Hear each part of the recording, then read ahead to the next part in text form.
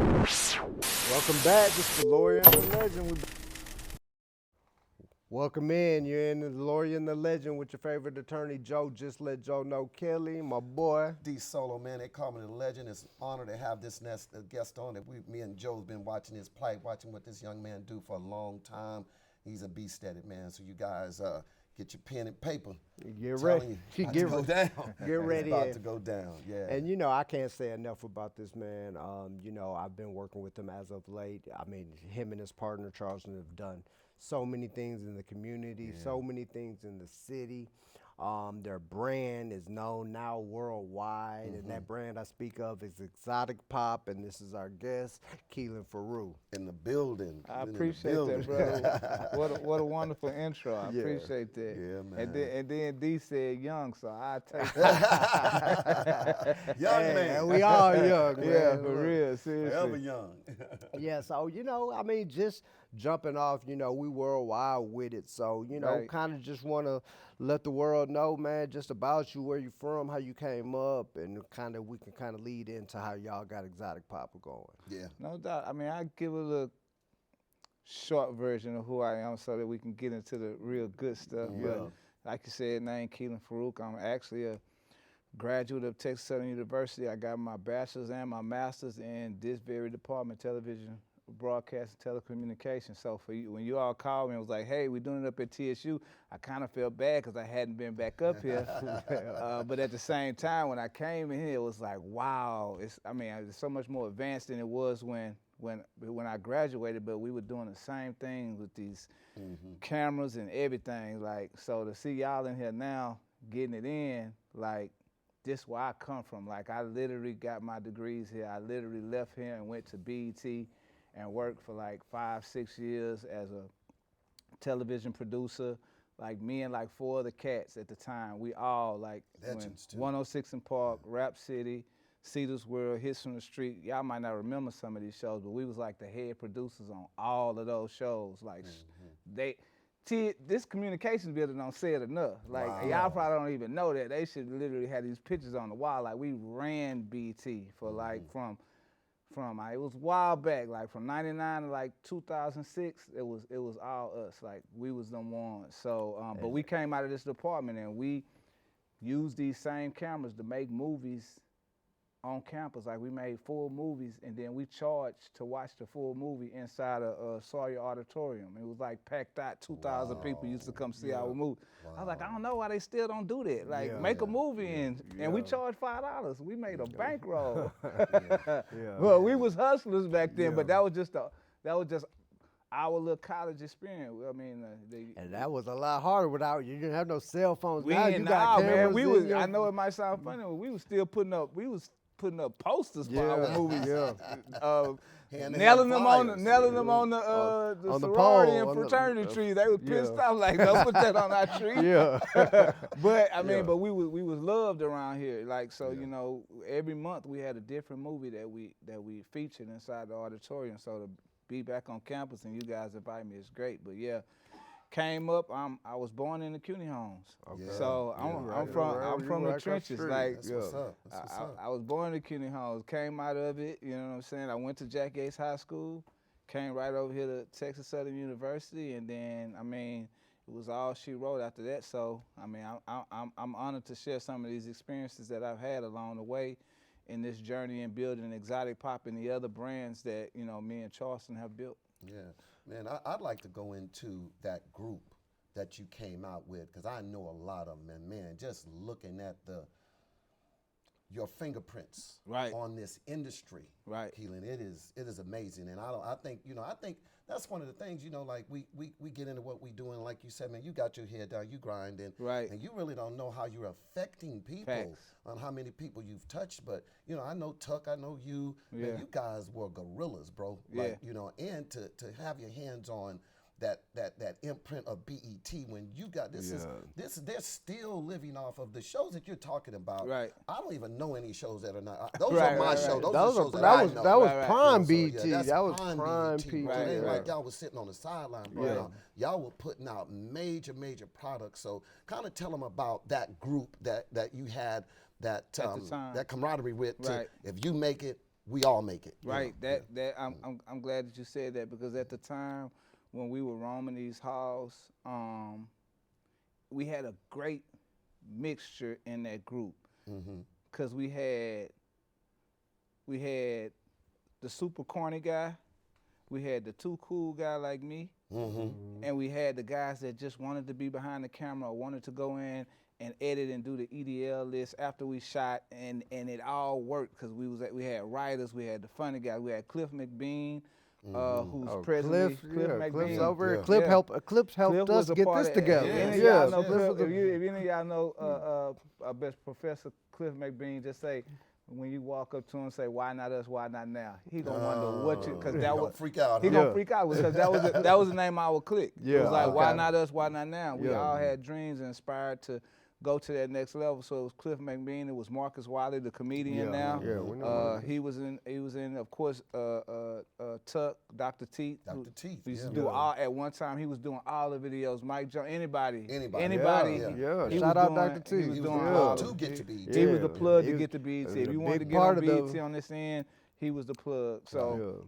So we had a pact, as you stated, that whoever made it first out of all of us, they would do their best to pull the rest of us in. Right. Yeah. And people say that sometime, and then you're like, oh, he made it, and he might say, well, hey, I can't. You know what I mean? Right, yeah. But like Tuck, literally the pecking order, well, not pecking order, but based on how it worked, when he got on at Rap City, he pulled Cliff McBean on. Cliff took on Cedar's World. Then they pulled me in, and I became the producer on Hits from the Street. Then I pulled Marcus Wiley in on Hits from the Street with me, and there was another guy named Chris Mayberry who they also pulled in. But in that particular era, it's like we looked at each other like we really did it, because we was walking down BET halls from Texas Southern University to working and literally running it, because they used to be like, oh, here come those country Texas boys. We were, because we literally left Houston, Texas, and at the time they was based in Washington, D.C. So we leaving hot Houston going, I'm wearing thermal shirts as a coat. Like, I never had a leather coat. They looking at me like, bro, where's your one when you got that though? Where's your coat? You know what I'm saying? Right, I had to give him one. Yeah, I'm scraping snow off of my windshield with a CD cover. Like, I didn't have the stuff. I was like, man, where are we? Like, but it was a great experience. And we learned a lot. And I tell a funny story sometime, because when I was here, we used to do, all I ever called, when I edited, all I ever called it was an edit decision list. Right. For some reason, I never used or heard the term EDL. That's the abbreviated form, but nobody else. So I go into my interview, and it was like, okay, how good are you with your EDLs? And I'm like, oh my God. Did you say that? I got the opportunity to get the job, and I do not know what an EDL is. Yeah. But in that moment, I said, I'm the best at it. Yes. Even though I didn't know. Yeah. And they was like, great, because you're going to do a lot of EDLs. But my point being, when I got out of that meeting, I immediately went and found out. But when I was like, bro, they asked me how good was I at doing EDLs? And I said, I'm great at it. And Tucker was like, an edit decision list? I say, oh, that's what he meant. I was like, oh, I'm good at that for real. So it was a breath of fresh air. That's what I do. But man, just that whole evolving, understanding the business, able to go to a top-notch company like BET from Texas Southern University, it actually gave me the confidence, because I was like, that institution really taught me what I knew to be able to go into a professional setting and perform and be at the top. You felt you were ready. I was ready. When you stepped foot in BET, I felt you knew you were ready. And what TSU taught us too is it taught us how to improvise, do things on the spot, be patient, because I came from a school where during certain times of year, getting your schedules and financial aid, the line was a lot around the corner. You waiting down the Tiger Water. So right, so those adversities that we sometimes complained about, when you got to in the industry, it was a cakewalk. Cause now you looking at people panic about little silly stuff, and you be thinking to yourself, bro, I used to stand in lines for hours, or not get my classes when I wanted them. So I was like, now I'm thinking back, like, man, TSU really helped me a whole lot because it built us for the moment. To whereas what other people thought was a problem, I was like, man, this is nothing. Ain't nothing on that Bell building. Right, that too, huh? Hey, bro, seriously. Hey, That's a good question because those are the things. My son went off to college to play basketball. He got down there and he said, "Dad, these guys ain't used to being coached hard." Right. They panic. So that's kind of like what you're saying. TSU prepared you. You had already gotten beat up. I already got beat up. Went through every, every emotion. Right. Like they, you had to go through every emotion coming out of TSU. Out of TSU. Yeah. And a lot of HBCUs, because I think we sometimes take it for granted that those triumphs and those struggles that HBCUs present us, and sometimes it's not so much and I don't want to get too far. Basically, we got a lot to talk about, but it's not so much the school more so than it is the budgets that the states give the schools, and you're just not operating with as much as you want to operate with. But the total college experience is the greatest experience you can have up until you lead. As I tell my son, that my son actually plays basketball for TSU now. Wow. Yeah. So what's up? Yeah. So him being able to come over here and remember some of the stuff that I used to tell him about, and then to experience, I'm like, y'all get a real good experience. I know it's a lot of stuff you be hoping change with due time, but it's a great experience. It definitely prepared me for where I'm at today. Yeah, I got you. So, before we transition to Exotic Pop, y'all being 4 Texas boys in the BET, I know y'all the celebrities, and I mean, how was that experience? Y'all seeing people y'all grew up seeing on TV and having to interact with them and produce those? You got any stories about that? And not on to add on to what you're saying, take them back to the time period. Because I know where you were. Right. Is this right around Steel Tipping when it first dropped, or were you guys ahead of Steel Tipping? It was a little. It was a little before, because I think at this particular time, the Screwed Up Clique was just really starting to burst, and we had Tuck was able to. What he did first, I'll say this. He worked his butt off to put himself in a position to go to the heads that be and say, I want to feature Houston. Okay, so he did this Under Houston segment, Underground Houston, where Bun B actually hosted it, and they did a full show on presenting what Houston music looked like. So we was able to bring Big Pokey, Mike D, Little O, I forgot, it was a few other rappers into the basement to get in the I remember that episode. That was like a big thing for us to get to be able to get Kiki and them in the booth because the Screw music, which is a DJ Screw, and what he did, the Chapter Screw it's a worldwide thing now. Then it was bubbling. So it was not what it is today. It was not what it is today. That was around Flip, because Flip was the first. When Flip came.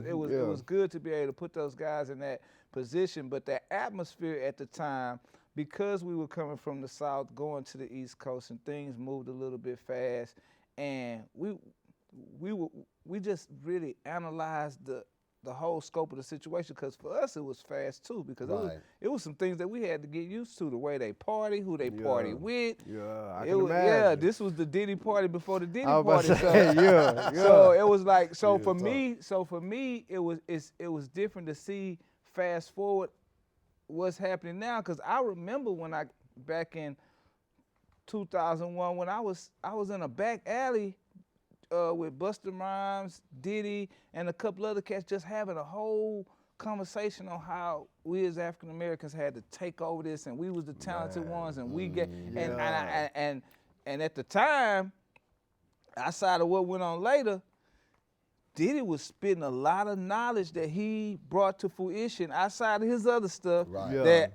I was sitting on the curb soaking up, like on some. I'm sitting here with you know what I'm saying? Like he a Howard grad, and Busta Rhymes is sitting there like, we gotta do this and we gotta. I'm sitting up like, this is my life, coming from Texas Southern, sitting in them seats. To these are the people that I'm around now. But it was so much it was so much knowledge, positivity, that even with me, I just said I had to share the information. It's like I was never one of them.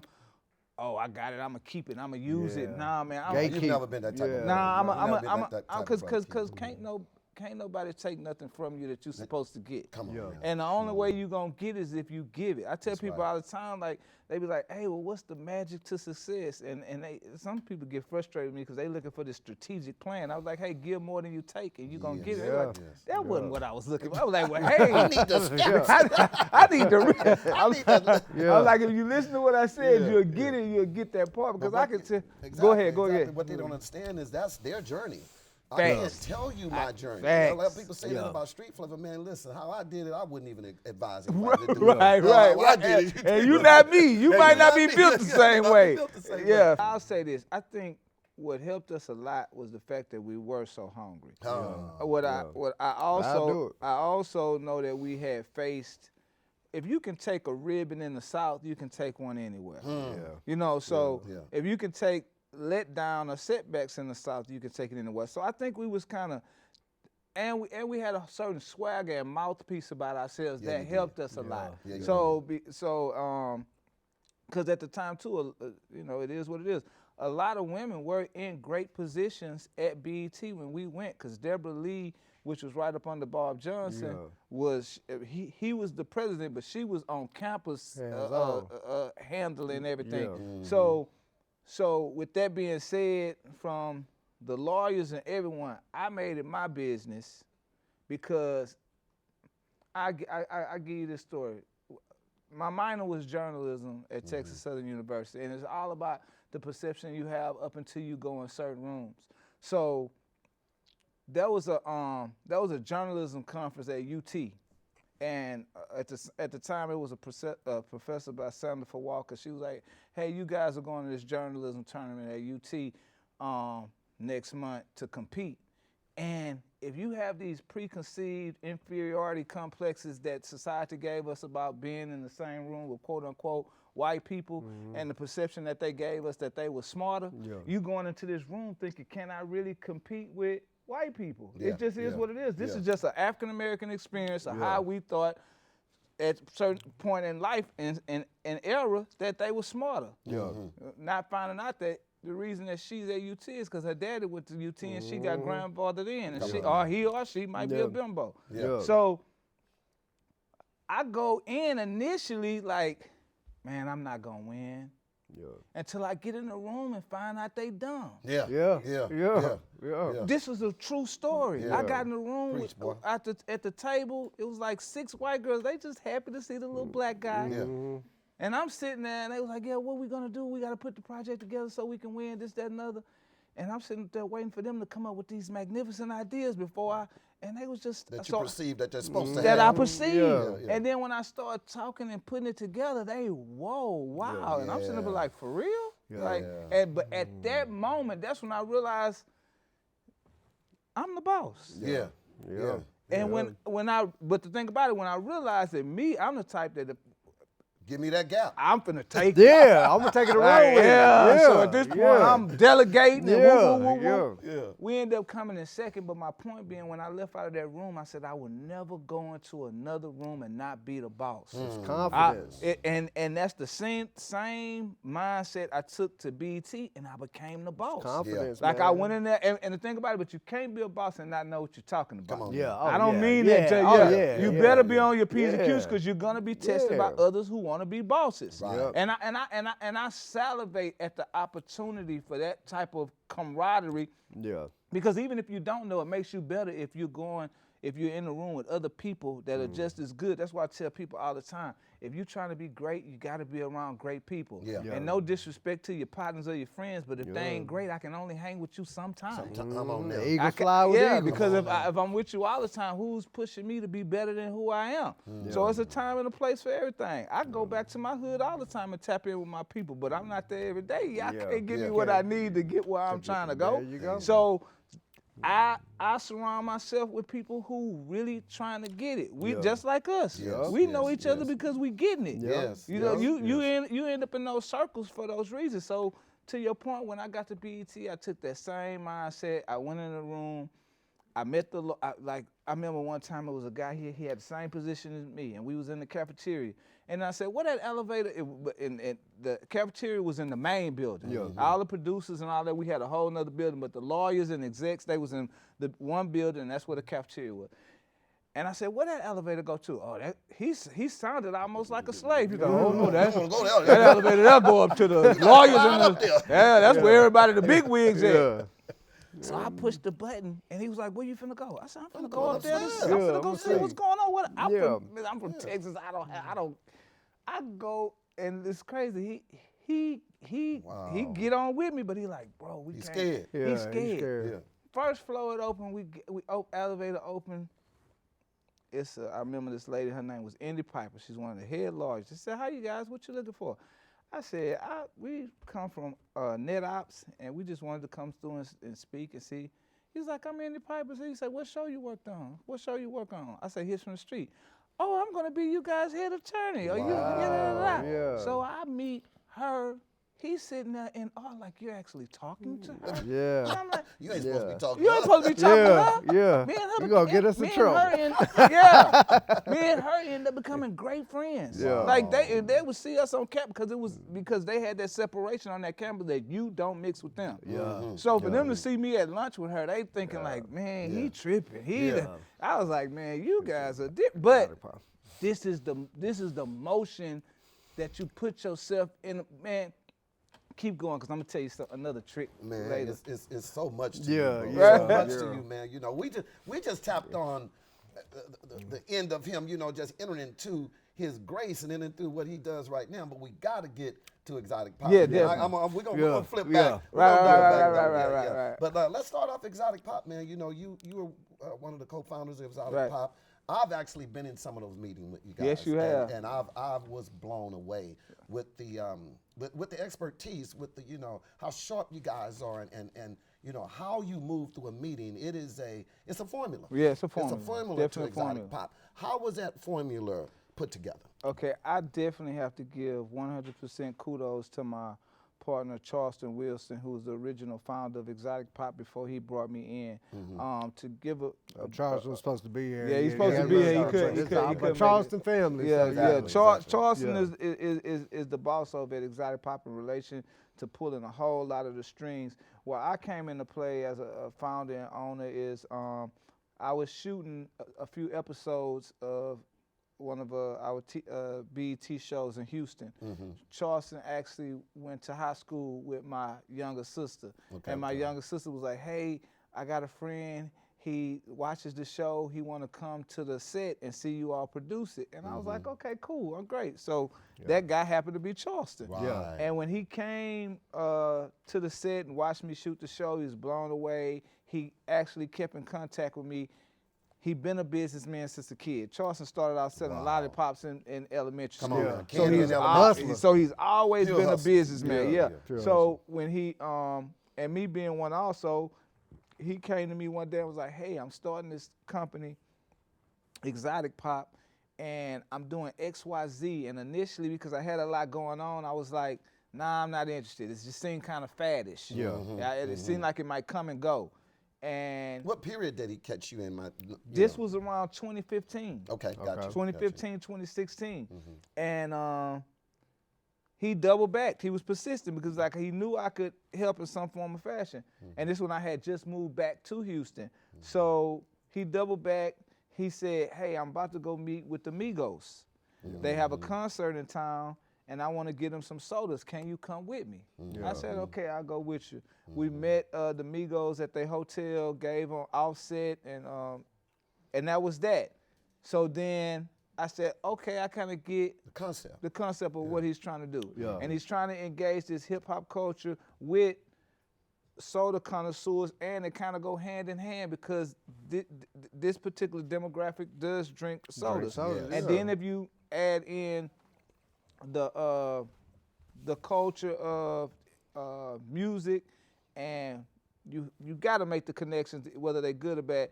Music and drugs and things of this nature have always had a combination, whether it was rock stars, soul, blues. Absolutely. They all had some. They all had something for them to have fun with. Correct. This, that, and other.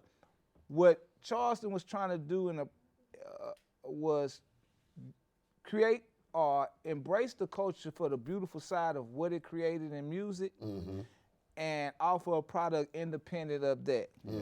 Soda connoisseurs in Houston is big. Cream soda is big. He said, I want to come out with a line of cream sodas, this, that, and other. And I said, okay, I see where you're going, brother. I'm going to help you in that respect. I'll try to articulate what that looks like with these hip-hop artists and help you pull them in, this, that, and other. Fast forward, Charleston called me. He said, okay, you said you was going to help me in that respect. Out of the blue, he called me. Hey, Powwow just talked to Travis Scott. Travis Scott seen a soda Powwow had on his Instagram, and he want those sodas. I said, okay. He said, Travis Scott be at the White House in an hour. I need you to, he said, I need you to come talk to him. And I was like, he ready. And this is right before the Astroworld. So in that moment, I'm thinking to myself, I don't want to just give Travis Scott a soda. I want this to be something lasting, something that we can actually make something happen with. So Travis Scott came to the White House. To us, it was just a White House. When he came, believe it or not, that's why I say when you build what you have, you got to think it's big. Because you don't know the perception someone else will have of it. And if you thinking it's not big, they not going to think. You got to sell it big. You'll lower your perception. You'll lower you'll hurt your brand. You'll hurt your brand. You sell it big regardless. Because when he came in, he was in awe. He was like, wow, y'all have this soda and this cereal and this exotic candy. And at that point, I was like, okay, we got him. So I was like, hey, Travis, I know we're giving you these sodas, but I know you got your Astroworld tour coming up. I say, can we do a collab with a soda and make it a collector's item? And he immediately said, yes, let's do it. And Charleston looked at me like, did he say that? Did he say that? And that was our break, because I didn't wait. Now, I don't advise everybody to do this, but I got a hustler's mentality. So when Travis Scott said, yes, let's do it, I immediately went into production, printing up the boxes that the soda was going to come in, the label that was going to be on the soda, everything. Charleston was like, hey, so we need to call their lawyers and get it signed off on? I said, no. I said, I'll get them involved. Travis said, let's do it. We just going to gamble on what Travis said and worry about that later. They're going to have to tell us no. Come on now. And I've heard that before. If I call their people, then you got all these other people involved. Oh, we'll get back to you. Nah. Travis said, let's do it. We gambled. We put our money on the line. We spent about $10,000. And Charleston was like, what if they, I said, get that out your mind. It's mind over matter. You got to think it, man. When I used to hear, motivational speakers say that, and I didn't know what it meant. You got to speak it into existence, because the thing about it is, whatever you feed your brain and whatever you want to happen, that's how you're going to actualize it through your actions. And the energy inside of the space is going to come your way. Because some people always say, man, I always have bad luck. Well, you're a bad luck person. There you go. Bad luck don't happen to good people. So the reevaluation needs to come with you. I'm always meeting people that ain't shit. Well, I'm not saying you ain't shit. I'm just saying you need to reevaluate. You attract ain't shit people. So you might need to change some stuff about you. So that's just that's how I live. Cause it doesn't allow me to blame anybody. Even when somebody do something, I still reevaluate. What did I do to even put myself in a position for them to do it? I put it back on me. Man, whatever it is, I don't take it on the chin. You messed over me. No, I messed over myself. I just not mess with you no more. So in that instance, when we ran that play, and when Travis came back to Houston a day before the concert, and we was sweating pills, hoping he looked at all of this stuff we created and said, okay, it's a go. Because he came to the White House to pick the sodas up and was like, hey, we got all the merch for tomorrow. We ready. And he looked, he was like, bro, y'all produced all of that? We ready. We hungry. The world is getting ready to come up. Did y'all have a booth or anything? We didn't have no booth or nothing. We was betting on him saying yes. Yeah. Right. And it happened the way it was supposed to. Travis got on the phone. He called his people. He was like, hey, we need a merch booth for Exotic Pop. They doing a special collector's item soda line. And the lady was like, no, it's too late, Travis. Travis said, make it happen. Yeah. And they opened the gates and treated us like king. We sold his sodas for $100 each. We had 500 sodas, and we sold out. I can imagine. And that was and what happened was those fans who bought it as merch, they then put them on eBay and online for like $1,000, and that's what blew. Blew Exotic Pop up too. Yeah. And then Wayne got on board. When Lil Wayne got on board, Lil Wayne sent his we have a location in Calabasas. Okay. And he sent his one of his maids or whoever to the store to get some sodas. Yeah. And the guy called us from the store in Calabasas like, hey, this little Spanish lady, she comes in and she gets the y'all bubblegum flavor soda by the case. And I asked her, I never knew who she was getting it for. Yeah. And I asked her one, he said he asked her, she's like, oh, this case for Lil Wayne, the rapper. He was like, for real? So that's who come get this? Yeah. So I said, hey, the next time she come, looking at him, I want to say, Pop. Yeah, I said, the next time she come, because he knew this like 3 weeks before he even said tripping. something to Yeah, us. he tripping. I said, man, the next time she come in, give her that case for free. For free, yeah. And give her the Exotic Pop cups. Yeah. And he was like, for free? I say, for For free. free, I wouldn't boy. care if she asked What for you 2 thinking? cases. Yeah, sure. Give it to her for free. Yeah. Lo and behold, give it to her for free. 2-3 weeks passed by. I said, have you been giving her the cups and everything? Yes.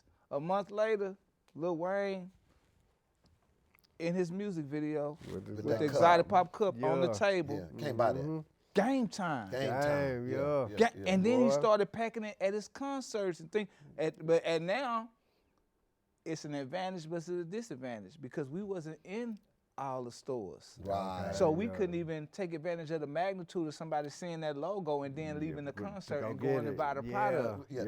This is true.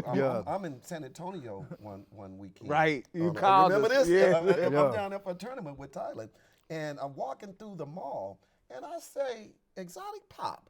They had an Exotic Pop display. Yeah. So I walked in and I asked the man, I said, what you know about this? He said, no, the question is what you know about this. Right. I said, because I can't keep this in here. He said, man, tell me you know how to get this. I said, you in luck today. I said, I'm in luck today. I picked up, I called Key. I said, listen, man, I'm in San Antonio, same thing. Right. Put him on the phone with him. Hey, man, we down with each other, bro. You know what I'm saying? That's my brother. And ever since then, he's had that. It's been flooded. Yeah, D was really, hey, man, this guy out here in San Antonio, he got your logos. He said it's a hard time getting the soda. He said he can't get it. Yeah. And the thing about it, too, just to piggyback on that, we created exclusivity so the market will want the product, which allows, and a lot of people sometimes say, why is the price point what it is? For us, it's logistics, because what we actually do is we travel the country to different cities and get sodas that are local in that city. Yeah. Like it's somebody in here that's from somewhere else. They can tell you they local store that soda, they local pop that's only sold in their city. So what we do is we get those and ship them where they're not offered. That's what makes it exotic. Gotcha. So if I go to Utah and I see a soda called anything, Pop-A-Lop, whatever. I buy that soda at the wholesale rate there, and I ship it to California. So the guy in California, he gets it because he's a soda connoisseur and say, look what I got. Because this is a look what I got, look what you don't got type game. So, and everybody wants something somebody else can't get. And then some of the Migos went to an NBA game. And they had a product that we got out of New Jersey that he got from us. It was up under his, I show you how these fans are. The soda was up under his seat. So when the picture hit online, the dude was like, what's that soda that outside got that's under his seat? And when they found out what soda it was, then they Googled it and it came back to us. That soda went crazy. Wow. We was buying truckloads of that soda that was a local soda in New Jersey that just cost 50 cents. The company in New Jersey who produced the soda was like, who in the hell is this buying truckloads of this soda, taking it out of our city when it was only sold here? Yeah. So they got on our line like, hey, who are you guys? I said, this is what we do, this, that, and other. And they was like, so the guy flew down because he was like, hey, I gotta I see want to this. see who I this wanna is. see this. Buying Yeah. up this, He flew down, he sat with us, and he was like, so where are you guys selling our sodas? I say, in our distribution network at different stores, this became a popular soda because this particular person drunk it, this, that, and other. Yeah. He said, well, I'd love to see it.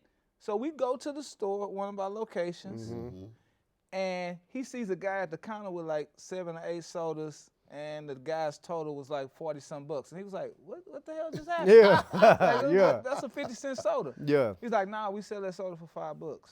He said, you Bet sell you tripped his my out. soda for $5, You can sell my soda for $5. I can't sell my soda Yeah. for 50 cents. Yeah. So he was like, how do you do it? But at this point, I'm like, okay, can't pause. Yeah. Slow it up. Pause. Slow down, down. partner. Slow Yeah, down. you trying to get inside of the culture. Yeah, You know yeah. how y'all do. So, Yeah. But That's what he's looking for. That conversation with that guy is what got us the Pepsi deal. Okay. Wow. Yeah. Because he was married to the heir.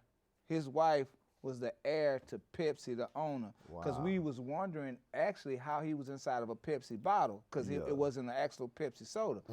But because he was part of the family, they let him just bottle let his him drink bottle inside of his- the okay. Pepsi bottle. Gotcha. So I'm like, we done met the people from Pepsi. You met the plug. Yeah. We met the plug. Yeah. And when Messed we around and got a triple-double. triple-double. And Yeah. I told Charleston this was our second gamble. Yeah. I said, Charlie, they can produce this in masses, bro, this Pepsi. Yeah. I say, this our opportunity, because at that point, we was just selling other people's products, sodas. making them popular. Yeah, because they could have double backed on you. Yeah. You had to make that move. Yes. Yes, they had to So make that move, then yeah. we was like, let's ask them, well, do they mind taking the label off of theirs and letting us put our label on it? Yeah. And at first, them folks Yeah. I was about to get to that because I know they was. looked at these Negroes. Yeah. I was like, oh, yeah, I tried them. Yeah. Take our label off to put your label. So they But that's said, essentially what they were doing in New Jersey. I mean, Yes, that's basically. essentially what exactly, you're doing. 'cause So you- yeah, yeah, you exactly. letting him But do he it. was part of them folks. he was Yeah. one of them folks. Yeah, that's right. He was Yeah, in the yeah, family. yeah. You talking about some foreign Yeah, Negroes out of yeah, Texas yeah. talking about, say, so they was like, no, can't happen. Yeah. So I said, Charlie, let's not order for a month. Charlie was like, bro, this gonna hurt us. Yeah. I said, I'm telling you, if we stop money talk, Money BS bullshit. walk. Come on You now. right. I You said, right. let's not order. We didn't order. They didn't call. Then a week later, hey guys, just wondering you haven't made a purchase. I said, bro, I totally understand, but it's not in our best interest because we have to start. A lot of our consumers are asking for our products. Yeah. Were you scared anybody was gonna I would- basically snitch you yeah, out, listen, you know, I because will- this is culture. I will- So I you will- held the card with the I culture. will be lying to say that I wasn't scared, because a lot of times, I would be honest with you, the meetings that I go into with Charleston now, Charleston is always scared because he be like, "What's gonna come out of Kehlin mouth?" Yeah. Because I have a good way of and then saying, "Hey, we friends." Yeah. And yeah. that makes them very uncomfortable in rooms, because I've learned to go in a room like a tiger Yeah. and kind of make it a little uncomfortable. But then don't do that if you don't know how to simmer it down. They Yeah, respect Like it. it's an art. yeah, It's yeah, an art yeah, to what it. you do. definitely. Yeah. So when I go in, You gotta there, read the room. Yeah, you Yeah. gotta read the room, because typically if I go in the room, I be like, "What's good, guys? How you doing today?" Yeah. I And say, know your "Man, cards." yeah, know your cards." I be Yeah. like, "Bro, you shouldn't have worn them shoes with that jacket." Yeah. And they be like, "What?" But smooth it over, laugh, talk, and then don't go in a room without knowing who you're talking to. Come on, Oh man. yeah, But definitely. before I go into any meeting, I go research the person to see. When I had a meeting with HEB, and I know if she ever see this, she gonna. When I had a meeting with HEB and the African American sister that ran a particular store, I went and found out her whole background. So when I went into it, I knew You own. what color she liked. Yeah. Come Yeah. on now. So- Which matters. Which because now we got a You connection. clicking, yeah. And if it's a possibility that I can get my product in HEB, the assimilation is that she's gonna remember something that we had an attachment to that will warrant her saying, okay, when I look at all these different companies that I might want to let in. Which one? I like him. I like I him. see you got your favorite color on. Yeah. She, what? How you know? Yeah. And she looking at me like, okay. Yeah. But Do your homework. do your homework, and that's what I did even with Pepsi when I met the head guy. Yeah. I went and did my research. I found out where he got his college degree from. Yeah. And I said, hey, I see you went to Virginia Tech. He looking like, man, that goes a long way when you know something about it. Yes. Hey, man. They eventually gave us the deal. Pepsi produces a portion of our product because since then we've graduated and got into some our own formulations. That's what I've always wondered. I know you're at a point you guys were bringing back a lot of the old school sodas that we used to sit back in the day. So how did that come about? How do y'all make that work? Do they remake those, or are these sodas that y'all find? Believe it or not, the way the soda beverage industry works sometimes is like a lot of those older sodas, they released them in all 50 states once upon a time. Okay. And then if the sales trickle off or things change, then they start offering them only in the region where they sell the most. Oh, okay. what So we they would have exist to- somewhere they out exist there. somewhere. Okay, gotcha. So we would have to go to those regions because Find them in whatever find region. them and see that I can get a game up now because we don't have to go through this process. Back then in those regions, those products could not be shipped outside of that region because that's how they controlled it to where whoever sold that soda, they made all that money. Gotcha. So what we would have to do is we would have to establish addresses in whatever state. Right. So the soda would get shipped to the local address and then we ship it ourselves. out. Right, Yeah. ship it on out. Yeah. Oh, we was two hustlers. Yeah, When the movie come out, Yeah, they gonna it's be gonna like, these dudes was different. But Yeah. that's how we were able to get our hands on it because Clearly Canadian. Yeah, is I was wondering. We grew up Drake on couldn't get Clearly Canadian in Canada. Yeah. And we was able to get Clearly Canadian for Drake when he couldn't even get it in Himself. Canada. Wow. So he was like, how these dudes, and that's how we Built the established our with Drake. relationship with Drake. Yeah. Right. So When I Drake see- just had his last world tour, Yeah. he had his whole jumper on with Exotic Pop logo. People like, oh, I know Exotic Pop paid Drake millions of dollars. Yeah. Man, it's strictly off the love. Yeah. When Wayne That's a carry our real- cup, strictly off the love. I hate to say it now. Yeah. Yeah. Because, but I appreciate it. Like, Yeah. Drake just got his I saw new the Rolls race Royce thing, done. Yeah.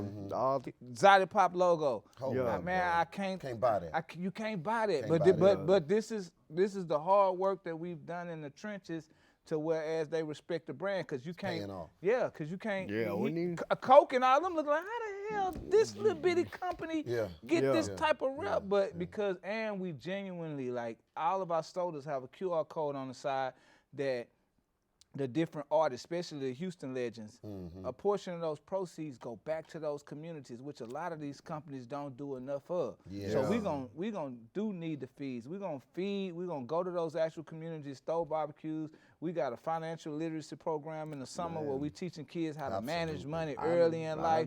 This is like what this is really about. Like so when people say what's the magic to this, give more than you receive, and then if you see with like you all mentioned earlier, the community portion that's of what we do is what got a lot of people involved in the beginning. Yeah, that's what made me want to be a part of it. When I saw, 'cause it's not just about the Exotic Pop, what y'all was doing, feeding the community, man. Right. I saw that and I said, man, I reached out to my boy Chase. Yeah. I said, Chase, man. I said, I got talked to Charles and, we clicked. Yeah. And then, so, I mean, it's love, man. When you put that love out there, it's undeniable. You're going to get it back. You understand? Man, when you make that gumbo, you got to start with that root. Right. You got to start with that base. Right. You guys are solid. You built it solid. Like when you build buildings, you dig deep. Yeah. Then you build up. Then you build up. You guys have always been in the community. Right.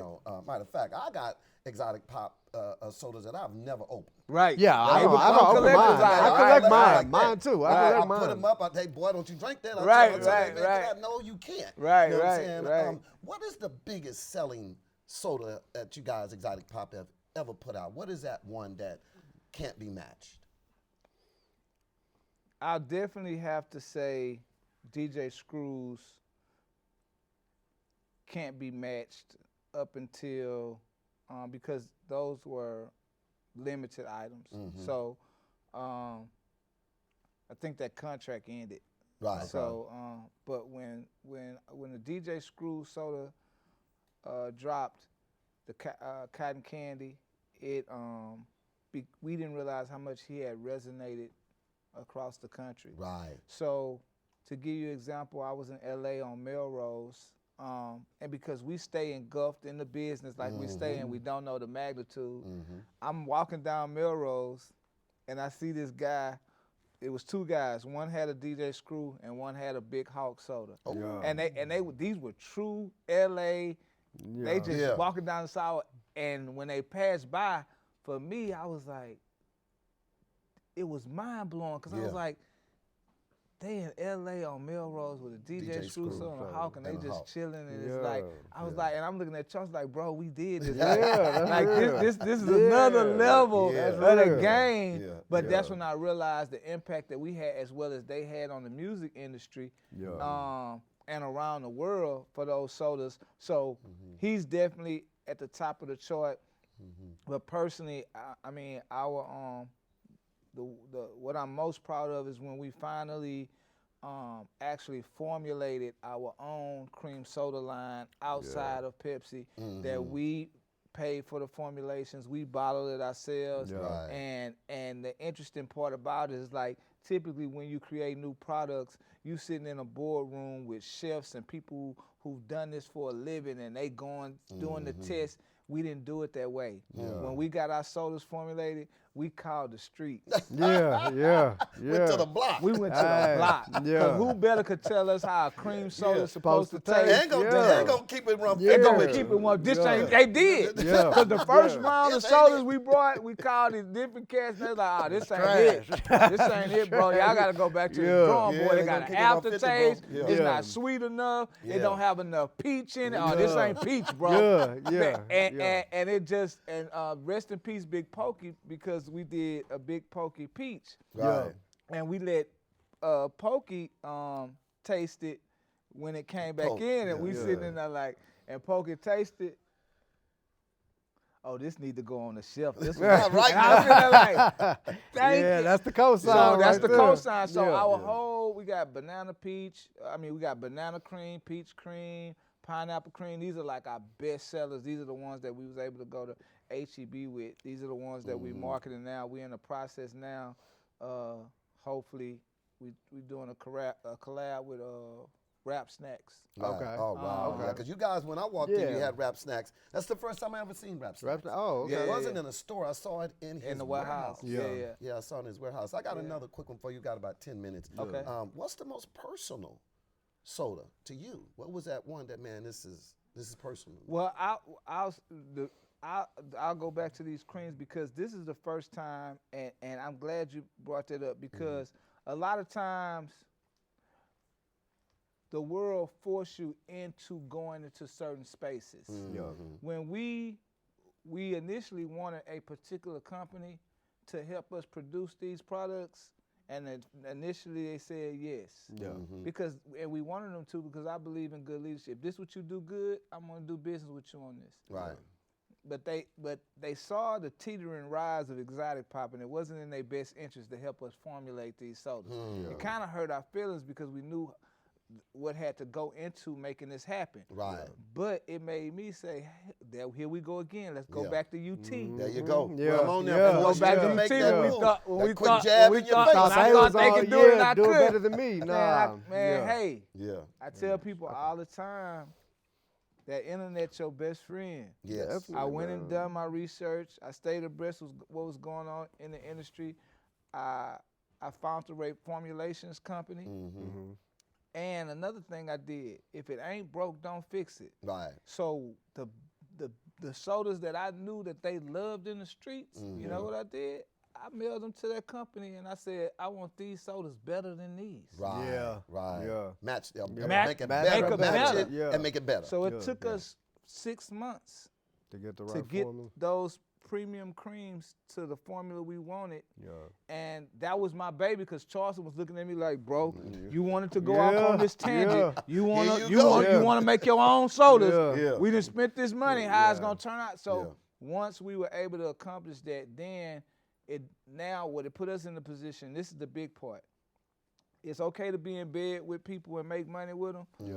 But those people can any day say, hey, we don't want to do it no more. Right, right. So you got to have ownership. Right. Yeah, So you can definitely. still do business with other people, but in the process, make sure you gotta building your always, own. man. And that put us in the position to be able to release our own product independent of anybody. So can't nobody come tell us, hey, you can't sell that no more. Right. Yeah. So that was the baby for me. Those premium cream sodas that me and Charleston put out. That's the That one was that baby, that that's curve. They that fire, one where by I the was way. like, They where fire. I look That at was it the- like, man, because when you think about it, bro, I know a lot of people take it for granted. But we one of the only African American owned soda beverage companies that's known In the worldwide world. and Yes, yes. impact wise. I World, mean, Craig. Yeah. I mean, later on, people be like, I look at it like, hey, 100 years from now, it's gonna be some Yeah, little it's boy gonna who be. want to do something. They gonna look up in the book and say, oh, hey, mama, this Well, Kehlin dude did. Yeah, I mean, like, yeah. that's That's why big. it's very important for all of us to look at what we're doing as history in real time, because one Right. day it will be history that somebody goes back and Yes. finds Solo and Joe When I in the told him, books. they they gonna find it. I tell him that every day. Once man, it's stamped, it's stamped, and that Yeah. go for y'all too. Yeah. Once you put out a body of work in any form of fashion, I don't care if it's one person that ever look at it again in a lifetime. They looked at it, Yes, they did. and Yes, you they did it. Yes, yes. And if they inspired from it, Yeah. shit, that's a check mark on you. So So here, I know we're just about out of time. I see Yeah. people saying wrapping it up, but here's another one for you. I do see other young men trying to emulate what you guys did big at time. Exotic Yeah. Pop. Yes. How do Yeah. you feel about that? And these guys coming underneath y'all and saying, "Hey, man, I want to be the next Exotic Pop." You know. it's a joy. Yeah. And I'm gonna tell you why. And I know we're running out of time. I tell people this all the time. When I went to Africa, I went to Mozambique, and I went to the market, and I saw tables a mile down, and they all, in some form or fashion, was selling some beans. Right, right. But it was people at every table. Although they all had beans, Yeah. she went to her to buy her beans because she liked her beans. She went to him to buy her beans because she liked how he said, how you doing today? She went to her to buy beans because his beans taste better to her. Yeah. It's enough.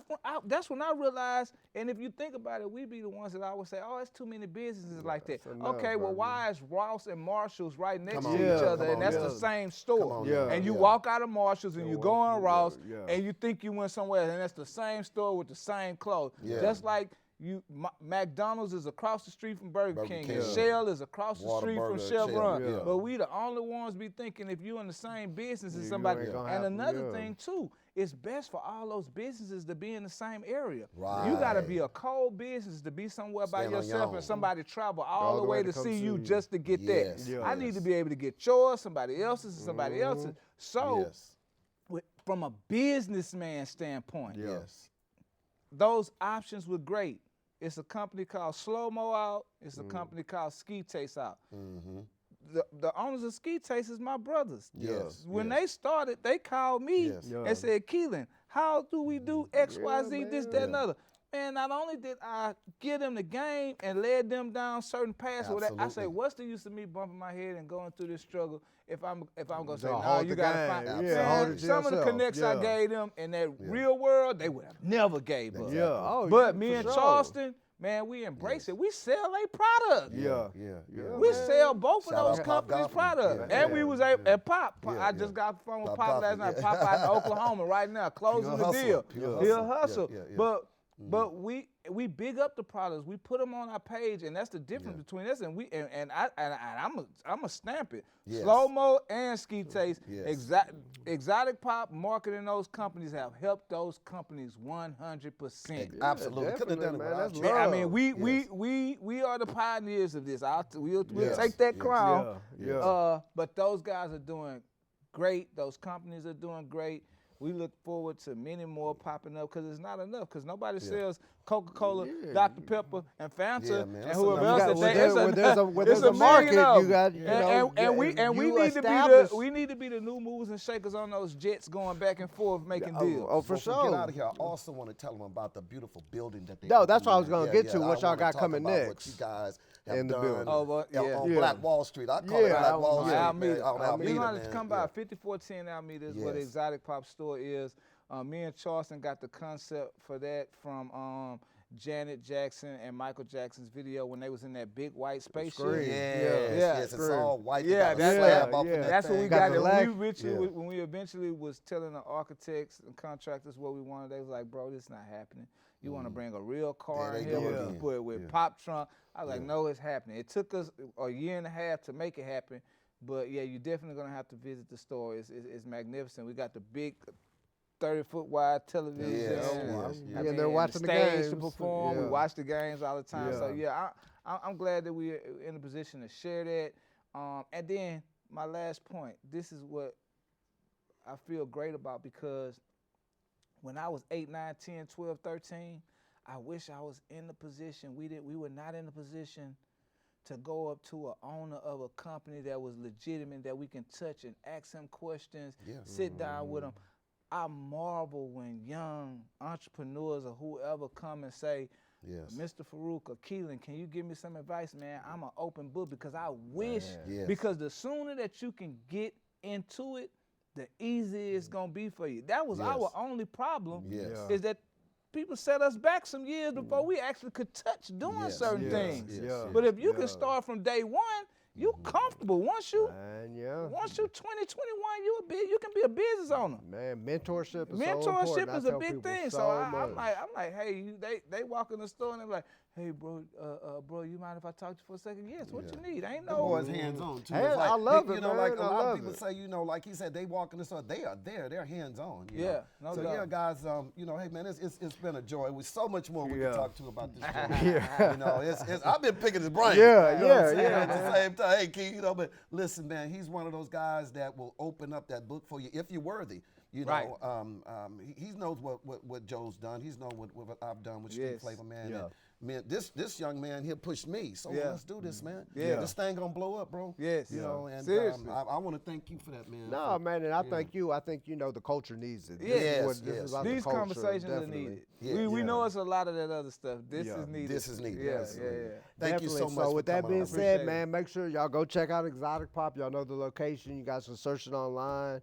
Dang, we ain't talk about Cream Guards. Well, we got Cream Guards on. We got Cream Guards on Sports and Support. So y'all know y'all check out Sports and Support too. So we got Cream Guards. We got it featured on that. I gotta get that gear. But so once again, you know, it's been Lawyer and the Legend. We appreciate everybody for watching. Make sure y'all go to the channel, like and subscribe, and check us out. We'll be back next week. Thank you guys so much.